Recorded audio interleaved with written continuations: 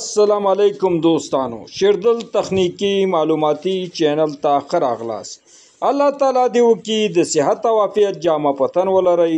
زموږ د نن ورځې ټاپک او موضوع تاسو څنګه کولی شئ په خپل کور کې د یو عدد چتی فکی او 100 واټه بلب واټ دوستانو مصرف سم نمایي راکم کوي د خپل د واټ او مصرف څخه، او د دې سره سره تاسې د خپل کور بیلونو مصرف هم راکم کوي. نو دوستانو په دې رابطه زه غواړم ستاسو سره سمپل او ساده مهم معلومات شریک کړم او د دې د کنیکشن طریقې ته چې تاسې څنګه کولی شئ د یو عدد کپسټر په واسطه باندې چې تاسې دوستانو وینئ په دې ویډیو کې دا یو عدد کپسټر دی چې دا کپسټر د واشنګ ماشین دی او دا کپسټر 9 مایکرو فرادې دی او د دې ولټ اندازه دوستانو 470 ولټ اے سی پورې دا کار او فعالیت اجرا کوي. د دې په واسطه باندې چې کله موږ دا سیریز ولګو فکی ته یا بلب ته، نو د دې په واسطه باندې دوستانو موږ کولی شو د خپلو برقي سامان آلاتو واټ راکم کړو. نو راځو دوستانو عملیې ته.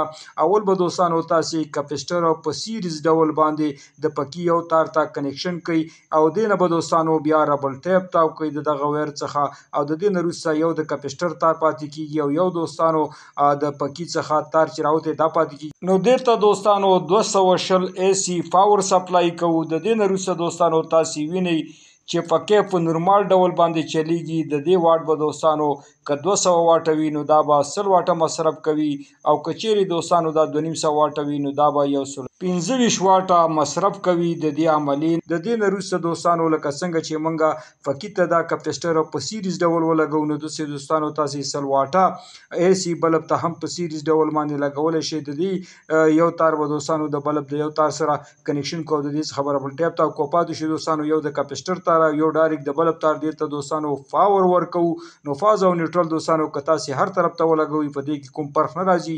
د دې نه وروسته دوستانو موږ بلب ته پاور ورکوو. نو بلب تاسې وینئ دوستانو چې په نورمال ډول باندې لګېدلی، خو دوستانو لږ کمزوري لګېږي. نو د دې په وجه دا ده چې دوستانو دا دې ته کپسټر سیریز کنیکشن شوی دی. نو د دې په واسطه باندې دوستانو ستاسې د پکی واټ او داسې د بلب واټ سم نمایي کمیږي او ستاسې د برق بیلونه دوستانو سم نمایي د دې عملي څخه وروسته کمیږي. نو دوستانو دا وه زموږ د نن ورځې ټاپک او موضوع چې تاسو څنګه کولی شئ خپل چتی پکی یا 100 واټه بلب ته کپسټر نصب او کنیکشن کوي او د خپل کور واټ مصرف دوستانو په دې سره سم نمایي راکم کوي. نو دوستانو دا وه زموږ د نن ورځې ټاپک او موضوع.